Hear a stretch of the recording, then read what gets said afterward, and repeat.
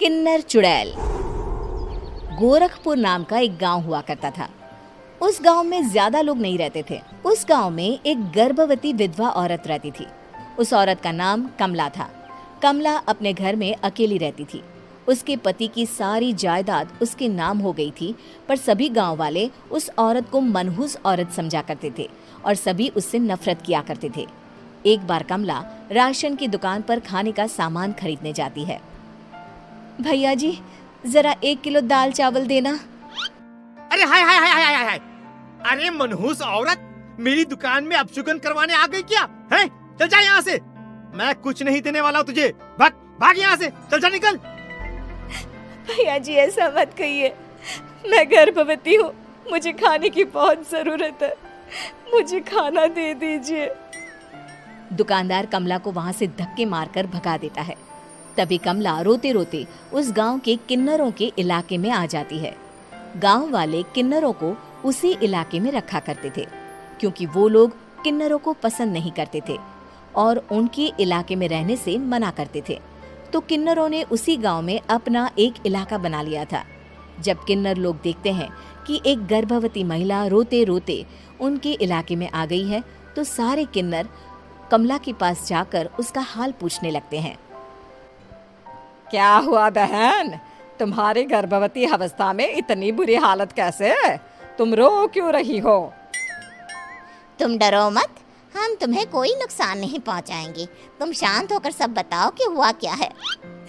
मैं कमला हूँ, मैं गांव के दूसरे इलाके से आई हूँ। 2 महीने पहले ही मेरे पति की मौत हुई है। मुझे गांव के लोग मनहूस मानते हैं, क्योंकि मैं विधवा हूँ और गर्भवती भी। वहाँ के लोग मुझे खाने के लिए कुछ बेचने के लिए भी तैयार नहीं, जिससे मेरा गुजारा नहीं हो रहा था। कोई बात नहीं कमला, हम तुम्हारा ख्याल रखेंगे। किन्नर लोग कमला को एक खाली घर में रहने के लिए जगह दे देते हैं और उसकी देखभाल भी करते हैं। कुछ ही महीने बाद कमला अपने बच्चे को जन्म देती है, पर अफसोस, कमला बच्चे को जन्म देते ही अपनी जान गंवा देती है। जब सब किन्नर बच्चे को देखते हैं तो बहुत खुश हो जाते हैं, क्योंकि वो बच्चा भी किन्नर ही था। कमला ने एक किन्नर बच्चे को जन्म दिया था। अब इस बच्चे की देखभाल कौन करेगा? हम तो इस बच्चे को गांव के दूसरे इलाके में भी नहीं भेज सकते। और तो क्या हुआ, इस बच्चे की माँ नहीं रही तो हम इसे पालेंगे। अब ये हमारे इलाके में रहेगा, हमारे साथ रहेगा। फिर वो किन्नर उस किन्नर बच्चे को गोद ले लेते हैं, उसका नामकरण कराते हैं। उस किन्नर बच्चे का नाम शक्ति रखा जाता है। देखते ही देखते शक्ति बड़ी होने लगती है। उसके रंग रूप बहुत सुंदर थे। वो बहुत सुंदर किन्नर दिखती है। एक दिन शक्ति एक किन्नर से पूछती है, माँ जी सुनिए ना, ये गांव के दूसरे इलाके में भी तो लोग रहते हैं, तो हम वहाँ क्यों नहीं जाते? हम उनसे अलग क्यों रहते हैं? शक्ति, क्योंकि वो लोग हमारे जैसे नहीं, वो लोग हमें पसंद नहीं करते, इसीलिए हम उनसे अलग रहते हैं। क्यों? वो हमें क्यों पसंद नहीं करते? मुझे एक बार उस इलाके में जाना है, मैं एक बार वहाँ जाकर घूम कर आऊं। शक्ति, खबरदार, जो तू उस इलाके में कभी भी गई तो अपनी जान नहीं गंवाना चाहती तो उस इलाके में कभी कदम भी नहीं रखेगी, समझी? इतना कहकर वो किन्नर वहाँ से चली जाती है।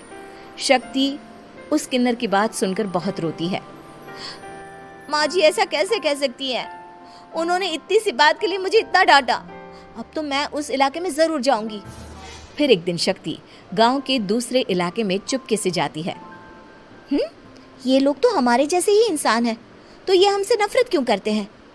जब शक्ति उस इलाके में पहुंचती है तो गांव के सारे आदमी उसके रूप से मोहित हो जाते हैं। वो लोग ये अंदाजा नहीं लगा पाते कि वो किन्नर है। शक्ति की सुंदरता देखकर सारे गांव वाले उसकी तारीफ करने लगते हैं। तभी गांव का चक्कर लगाने गांव के जमींदार का बेटा हर्ष वहां पहुंचता है। हर्ष भी दिखने में बहुत सुंदर होता है।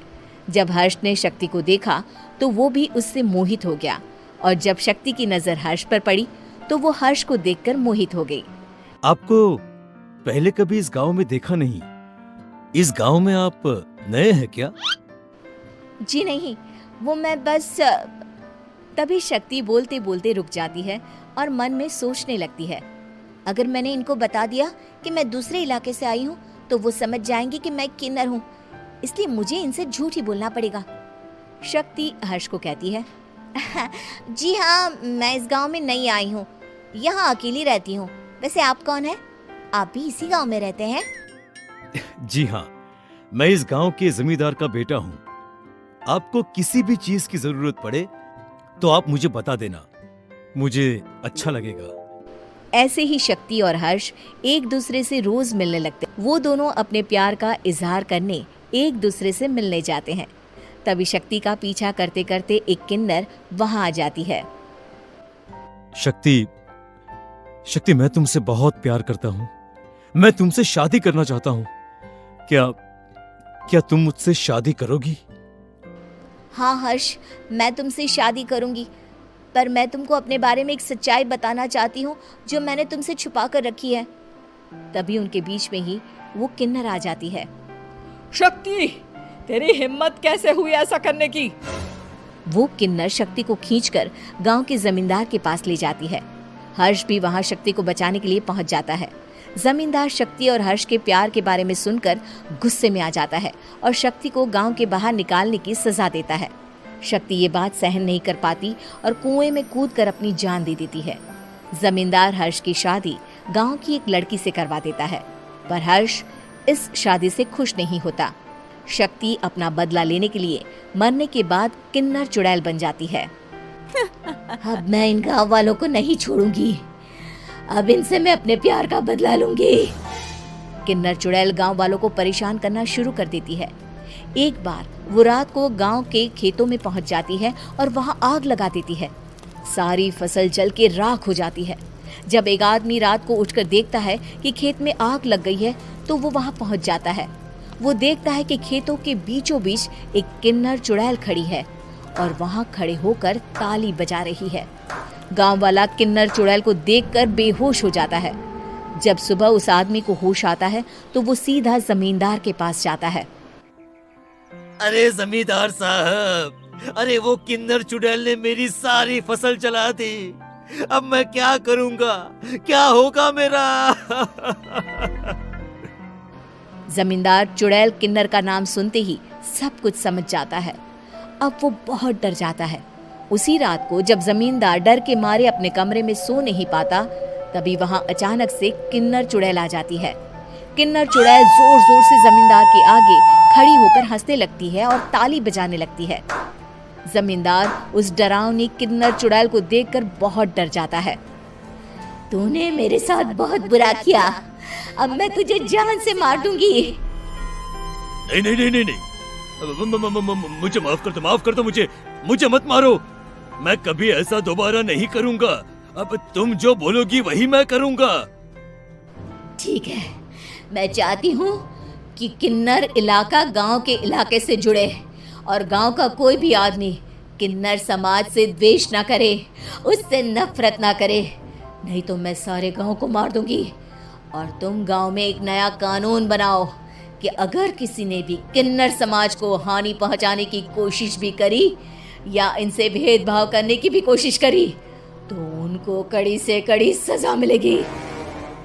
हाँ हाँ हाँ हाँ, मैं ऐसा ही करूंगा। तुम जो बोलोगी वो मैं करूंगा, पर मुझे जाने दो प्लीज। तब वो किन्नर चुड़ैल वहां से चली जाती है। गांव का जमींदार किन्नर चुड़ैल का कहा मानते हुए दोनों इलाकों को एक कर देता है और नया कानून भी लागू कर देता है। तब से वहां किन्नर समाज और बाकी गांव वाले शांतिपूर्वक रहने लगते हैं।